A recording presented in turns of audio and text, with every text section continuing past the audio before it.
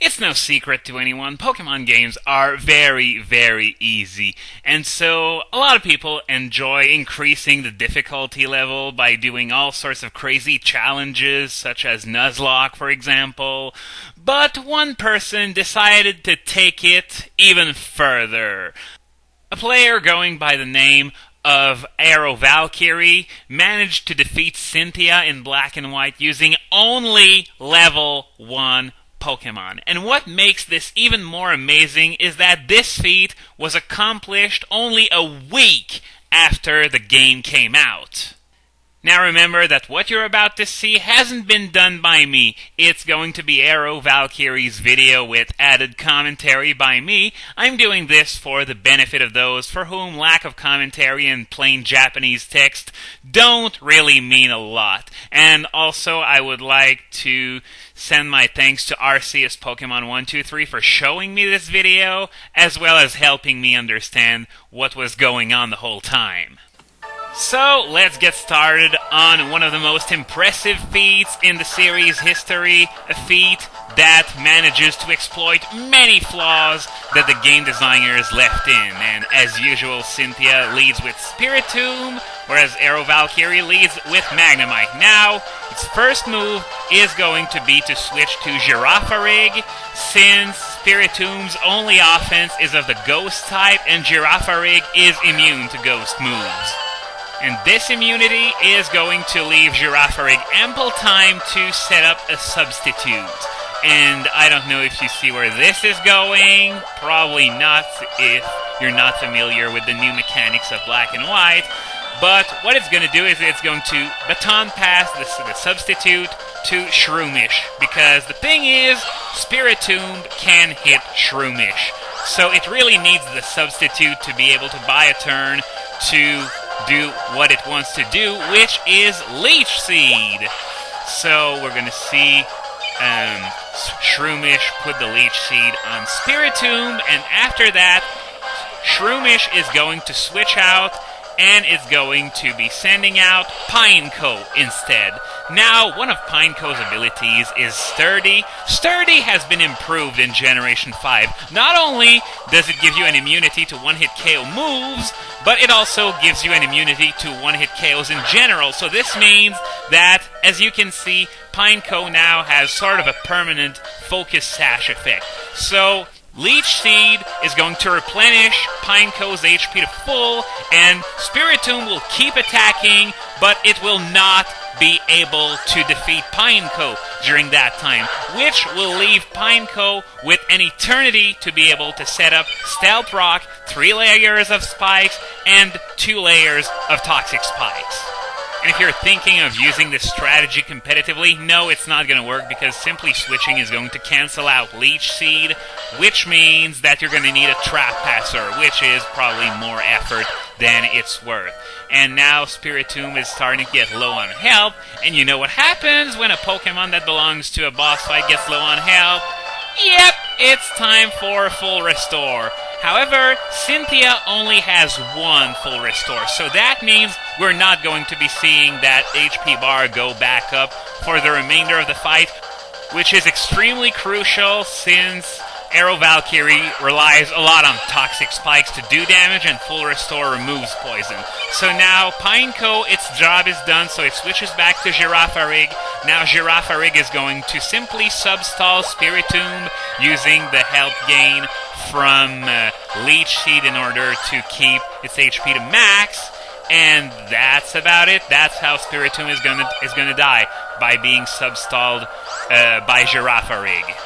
And trust me when I say that substalling is going to be a recurring theme in this battle, because like it or not, even with all the exploits that are going to be used here, there still aren't that many ways of taking down a team of level 75s with only a team of level 1s.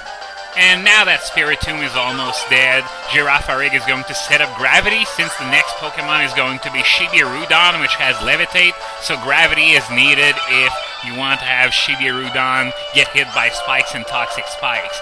And now Girafarig baton passes the sub to Koaruhi, Why Koharuhi? Simply because it's quadruple weak to electric, so it's excellent for baiting Shibirudan. And now Spiritomb is dead, so Cynthia is going to send out Shibirudan, but not before a very long sequence of level ups. Now, this isn't me doing the turbo, it was turboed in the original, because just look at all those levels! Magnemite gets tons of experience, Girafarig gets tons of experience, Shroomish gets tons of experience, Pineco gets tons of experience, and Koharuhi gets tons of experience as well. So Nosepass is the only one that doesn't get anything from that Spiritomb. So after this leveling up, which takes forever, even turboed, so imagine how bored the player must be at that point. And okay, here we go. Shibirudan, which is going to be affected by Stealth Rock and Spikes and Toxic Spikes, since Levitate was cancelled out by Girafarig's Gravity. So now Koharuhi just got its sub broken, so it's going to simply substall Shibirudan until it dies. And as I said earlier, the fact that there are no more full restores after the first one really makes a huge difference, because imagine, if you will, having Shibirudan replenished at full health and without poison. The game would be over right there, because you can't substall something for that long. And here we go. Shibirudan is dead, and we're going turbo again. But this time only Koharuhi gets experience. And now Koharuhi, what's it gonna do is it's going to bait out Garchomp while keeping Lucario at bay. Why Garchomp? I have no idea. Arceus Pokemon 123 suggests that Garchomp was going for Stone Edge for the super effective. And okay, now we got entry hazards that hit Garchomp. And now Koharuhi is going to do the exact same thing it did with Shibirudan. It's simply going to substall it until it dies. And as you probably noticed, Koharuhi has leftovers, which is always good when you're trying to substall something, even though Garchomp doesn't seem to be doing much, and Shibirudan didn't seem to attack Koharuhi much either from behind its substitute. And down goes Garchomp, so we get some more leveling up for Koharuhi, and now, once this leveling up session is going to be done, it's going to be time for Milotic, the terror of the entire game in Diamond, Pearl, and Platinum. Seriously, it gave me so much trouble in the playthroughs of that game that I am loving this so much, watching that Milotic go down to a level 26 Koharuhi of all things. And as you can imagine, this is the same thing as with the previous ones, substalling while entry hazards take their toll on Milotic. And now Koharuhi is going to be switching to Girafarig when Milotic's about to die. So that it's going to be a sacrifice, because Koharuhi is going to come in handy later. So Girafarig is expandable, and there goes Girafarig. And Milotic is almost dead with only like 1 or 2 HP left. So here we go with Magnemite once again. And Magnemite is going to use Protect, which will leave Milotic to die from the poison. So after some more leveling up, Magnemite's presence is going to lure Lucario in while keeping Wargle at bay. So the tactic here is going to be a little different, since Toxic Spikes do not affect Lucario. So there is going to be no substalling while the poison takes its toll. So what's going to be done here is that it's going to be switched out in favor of Shroomish, which is going to be sacrificed.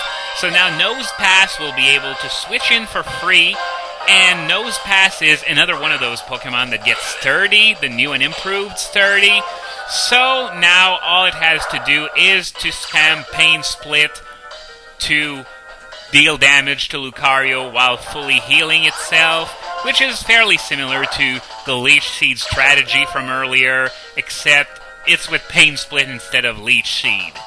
And one thing to note is that Nosepass has an item called the Rugged Helmet, which basically gives it a rough skin attribute, so Lucario takes damage whenever it attacks Nose Pass physically. So now AeroValkyrie is sacrificing Koharuhi to allow Magnemite to switch in for free, and Magnemite is going to be attacked by Lucario, but Sturdy is going to keep it just barely alive, which will allow Magnemite to push the finishing touches on Lucario and some more leveling up, and then it's going to be down to one final Pokemon, which is Wargle. Unfortunately, there's going to be no gravity this time, so only Stealth Rock is going to do damage, no Toxic Spikes, and no Spikes either.